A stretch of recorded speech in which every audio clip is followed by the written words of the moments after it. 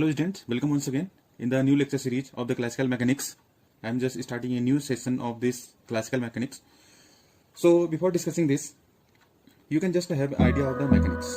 When we discuss the mechanics, you can just say when there are it is also one class of the physics. You can just say similarly, you can just say in which we deals about the objects which are in motion or at rest. You can just see in mechanics what we discuss.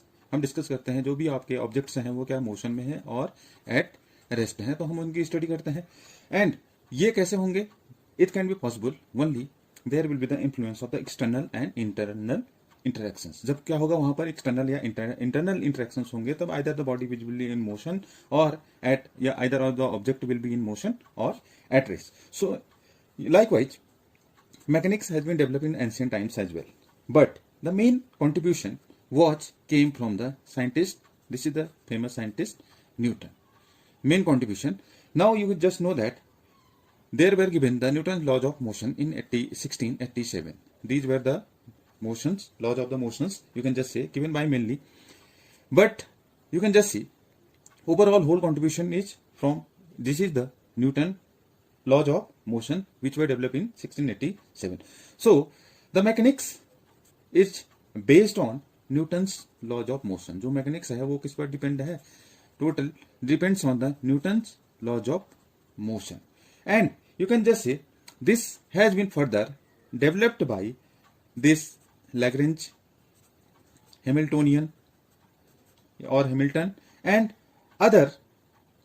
Then it is called the classical mechanics.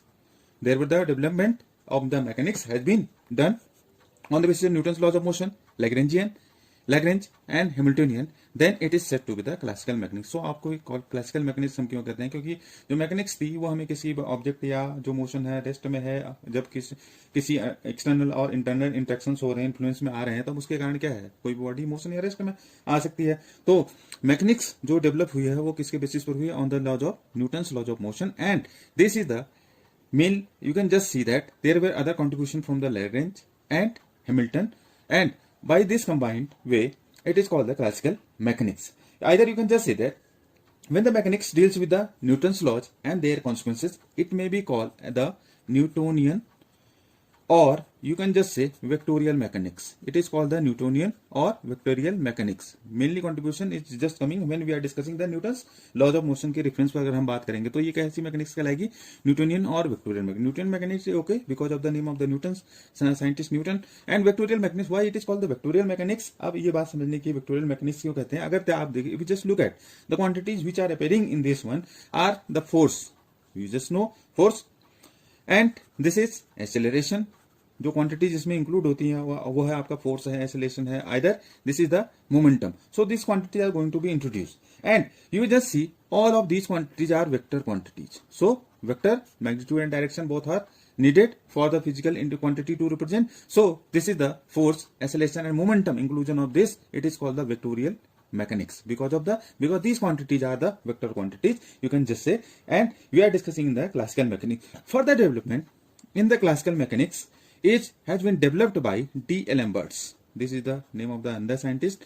D. Alembert developed further enhancement in the classical mechanics.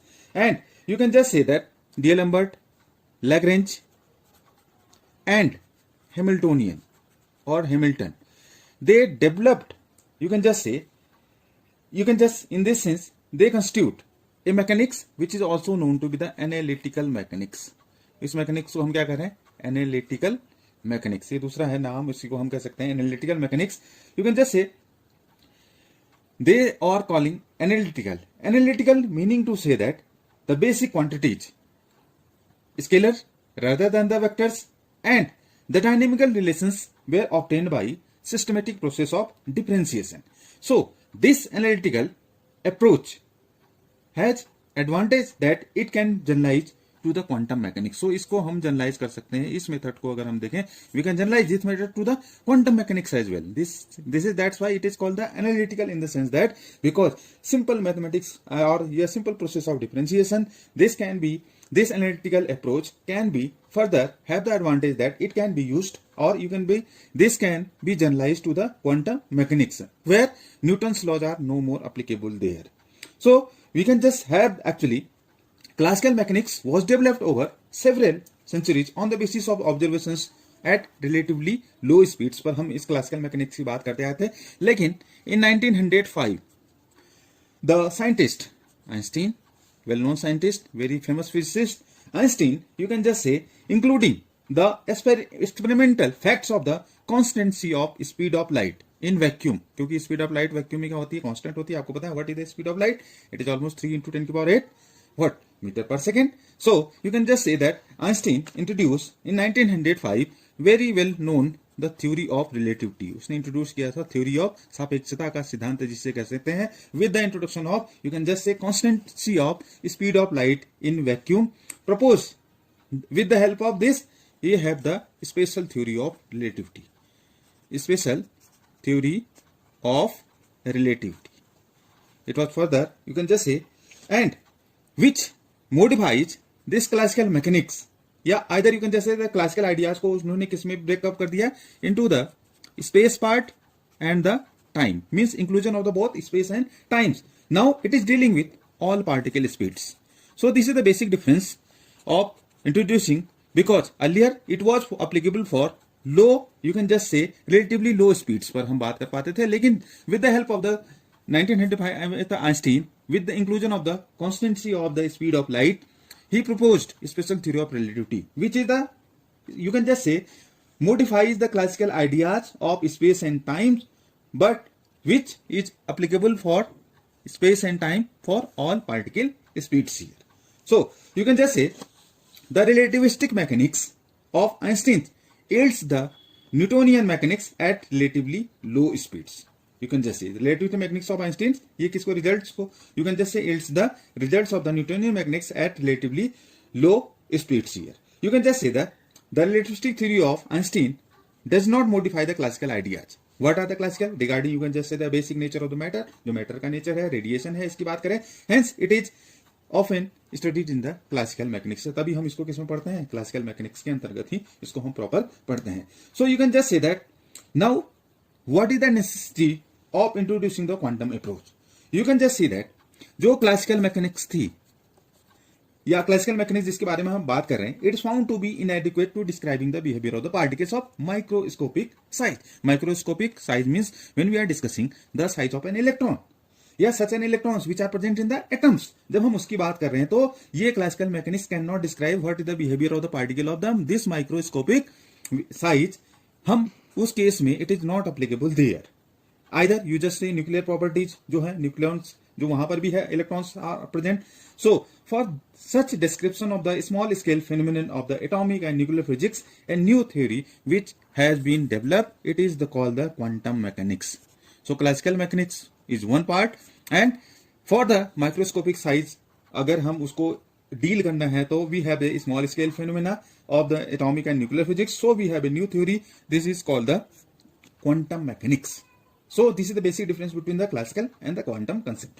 And this has been, you can just see that quantum mechanics has been formulated, which when applied to large bodies gives the result obtained by using classical mechanics. वो classical mechanics से ही हम अगर applicable करें large bodies को, तो जो जितने भी result होंगे, we can just have to obtain by the help of classical mechanics. Although you can just say that many of the results of the classical mechanics, such as either आप बात करें classical mechanics में generally हम बात करते हैं किसकी, conservation laws की.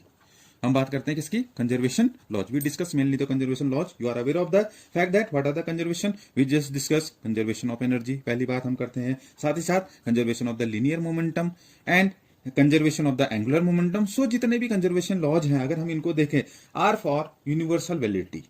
वो क्या है, इनकी validity universal. In the sense universal कहने का मतलब है कि सार्वभौमिक है. क्यों?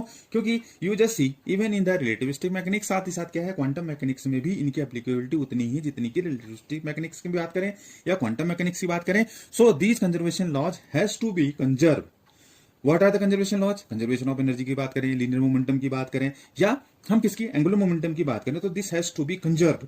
कंजर्व होना चाहिए. And why they are conserve? Because they are the universal laws. Universal means follow the principle of university in the sense that they are applicable for the relativistic, you can just say mechanics, as well as they are applicable for the quantum mechanics as well. वो साथ ही साथ किसके लिए applicable है? Quantum mechanics के लिए भी applicable है. So this is the students.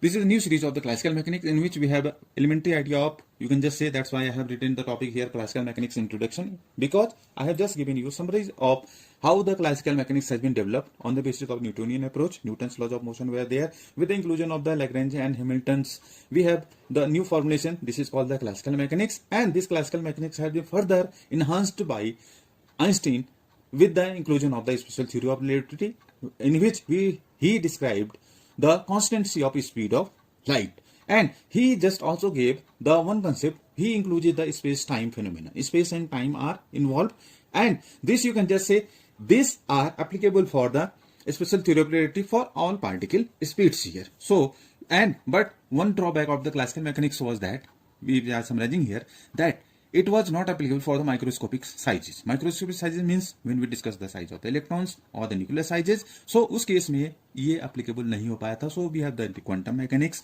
and you just see here quantum mechanics के advantage ये है कि साथ ही साथ जो यहाँ पर mechanics है, अगर suppose वो क्या है, यूनिवर्सलिटी कंजर्वेशन लॉस को भी फॉलो कर रही है, कंजर्वेशन ऑफ एनर्जी की बात कर रही है, लीनियर मोमेंटम की बात कर रही है, या either you just angular momentum, ये सब क्या है, classical mechanics are very well described, very conservation laws. So these are universal validity showing even in the relativistic mechanics and the quantum mechanics में भी ये अपनी applicability को show करते हैं. So student, this is the elementary idea of the classical mechanics. We will discuss further advances, how it has been advances with the inclusion of in the upcoming lectures, space time and what Newton's laws of motion in the upcoming lectures. So keep watching, keep subscribing, and just on the basis of this classical mechanics we will further enhance our studies as well. So thank you, thanks for watching, subscribe the channel, thanks a lot to all of you.